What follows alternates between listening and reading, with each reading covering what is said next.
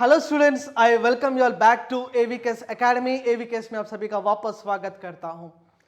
So I am in front of each and every one of you to make a wonderful video. एक बहुत ही अच्छा video आप सभी के सामने लेकर के आया हूं।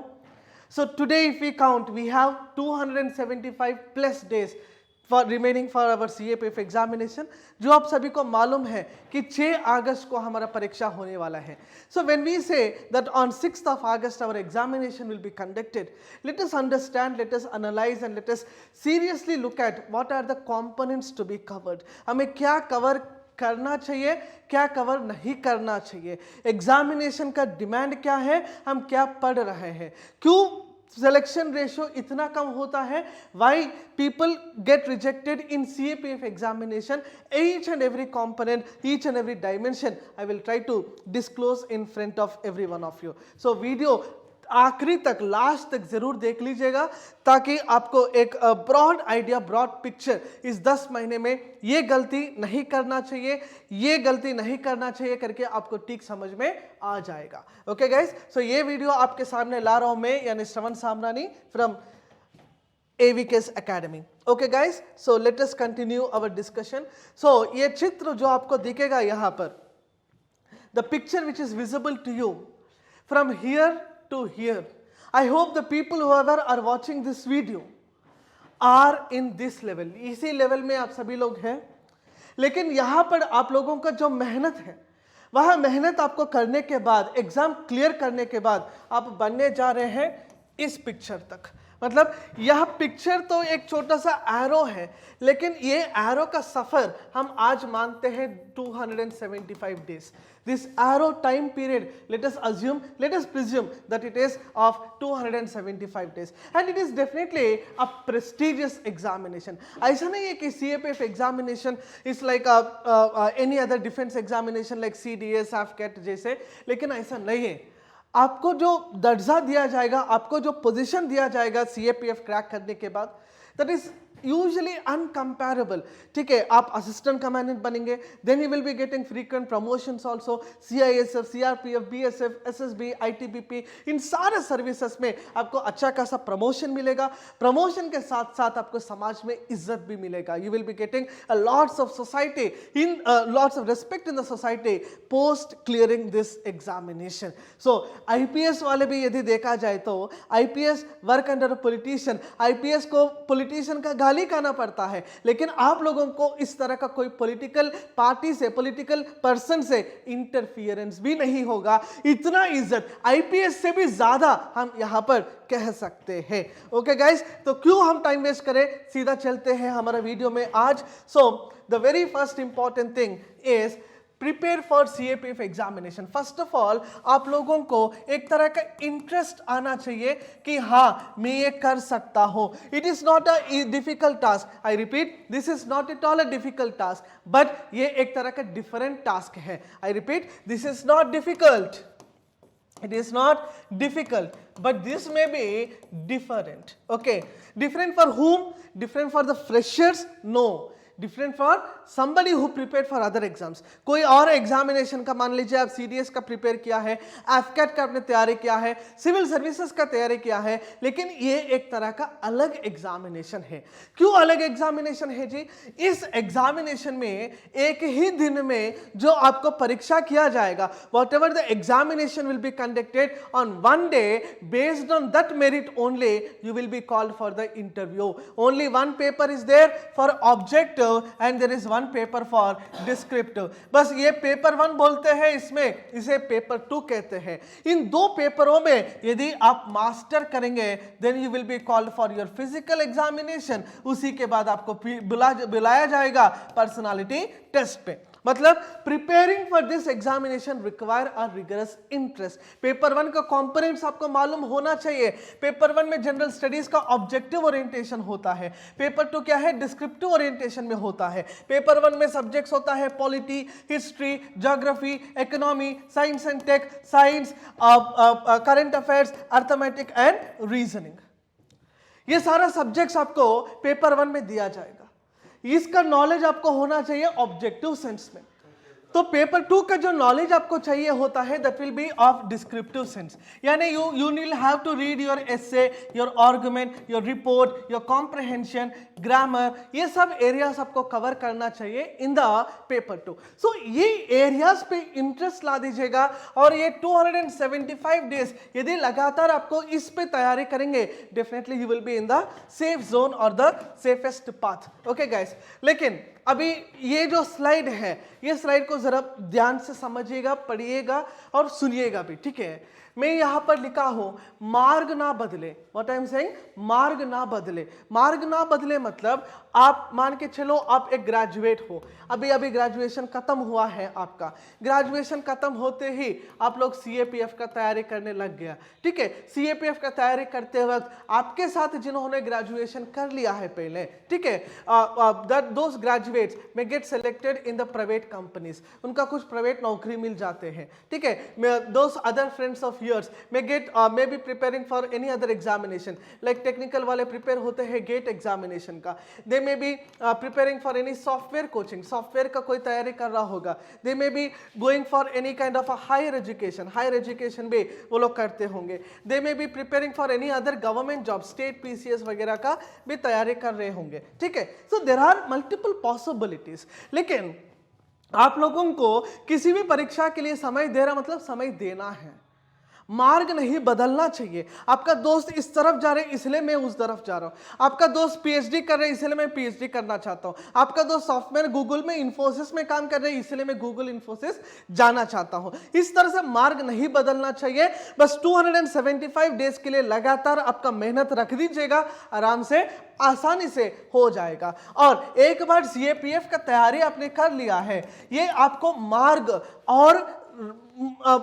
मोटा कर सकते हैं और आपको मार्ग जो है, रास्ता जो है और बड़ा कर सकते हैं। कैसे? सीएपीएफ का तैयारी किया, इसका मतलब ये सिर्फ सीएपीएफ के लिए काम नहीं आएगा, सीएपीएफ के साथ साथ आपको सीडीएस के लिए भी ये प्रिपरेशन काम आएगा, यूपीएससी सिविल्स के लिए भी प्रीलिमिनरी लेवल में वो काम आएगा, ठीक है। और एग्जामिनेशन लाइक सीडीएस एफकेट के लिए भी ये काम आएगा, स्टेट पीसीएस का जो जनरल स्टडीज होता है उस पे काम आएगा। काफी अच्छा एग्जामिनेशंस में इस सीएपीएफ का तैयारी आपको हेल्प करने वाले हैं। इसलिए बोलता हूं सरकारी नौकरी के लिए जब भी तैयारी करते हैं मार्ग नहीं बदलना चाहिए। ओके गाइस, सो इस एग्जामिनेशन पर्टिकुलरली यदि हम बात करें तो आपको समझना चाहिए demand of the examination. Demand of the examination मतलब क्या है?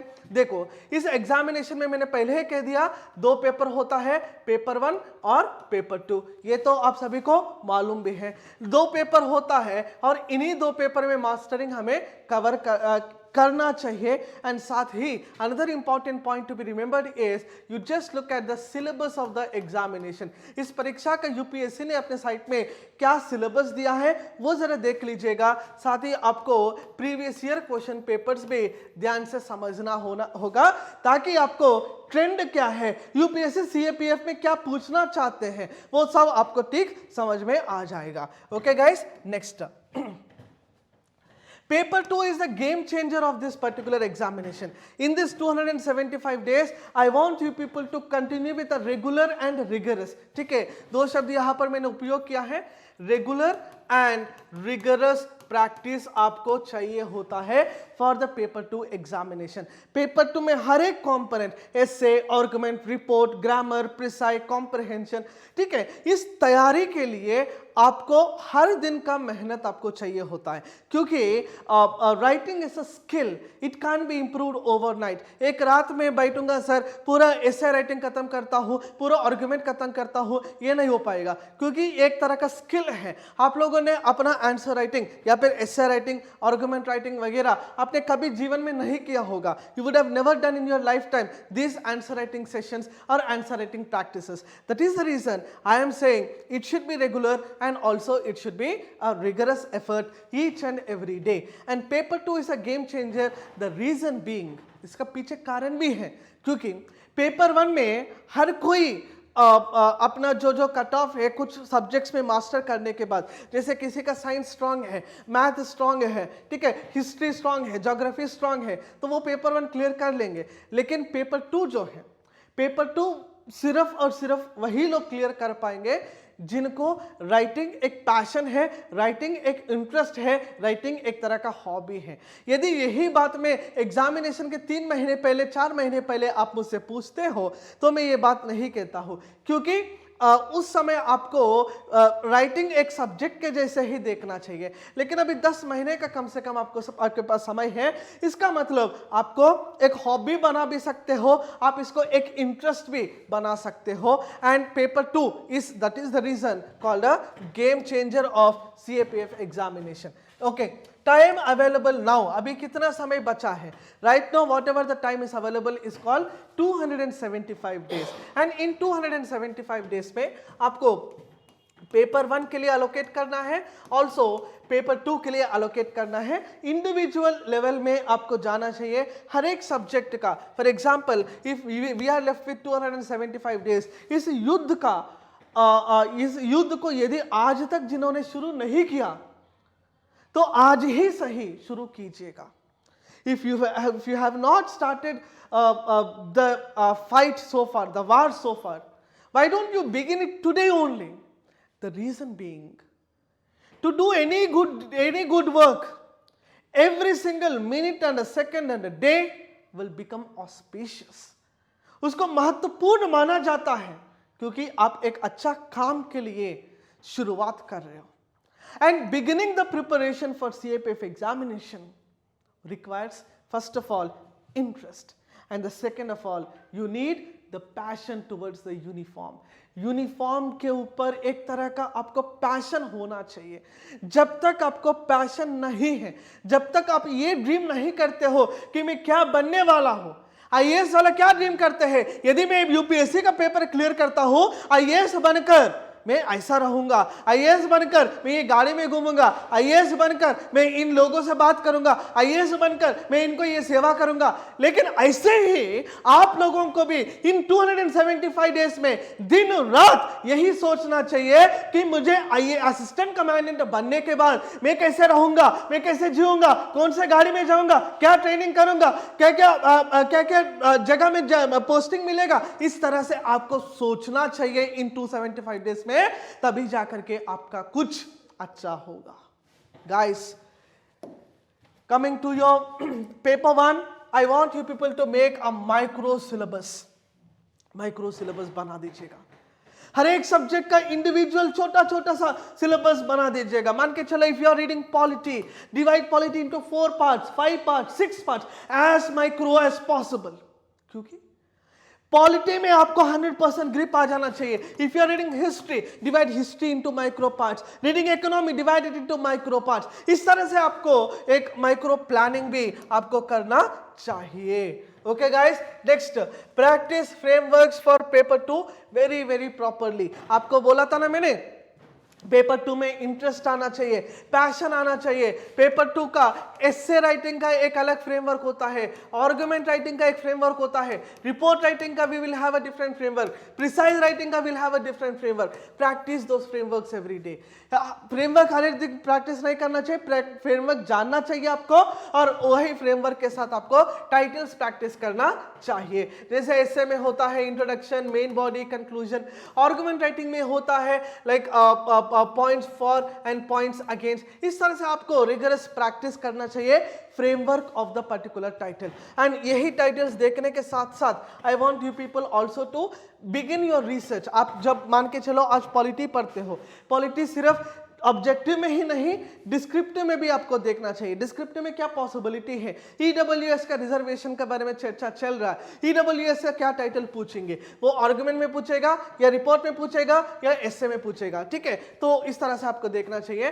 प्रीवियस ईयर का essay topics you should go through, probable topics मतलब प्रिडिक्टेबल टॉपिक्स जो एवीकेएस एकेडमी हर किसी से अलग तरीके से बहुत ही महत्वपूर्ण तरीके से हम प्रिडिक्ट करते हैं on the lines of UPSC. जैसे यूपीएससी सोचते हैं वैसे ही एवीकेएस एकेडमी भी सोचते हैं, और इसलिए इस साल का सीएपीएफ पेपर 2 का परीक्षा में 7 से 8 सवाल सीधा सीधा हमारा पेपर 2 किताब से आया हुआ है। So that is the trend which should follow. Political news देखना है, political topics, women related topics, social and contemporary issues देखना है, इंडिया फ्यूचर, ठीक है, साइंस एंड टेक्नोलॉजी के बारे में आपसे सवाल पूछने का चांसेस है, economic titles can also be asked, philosophical titles can be asked, security related titles can also be asked, ठीक है, जैसे international relations, IR related titles can also be asked. Okay, so this is a broad approach which we should follow, broad understanding of this particular examination.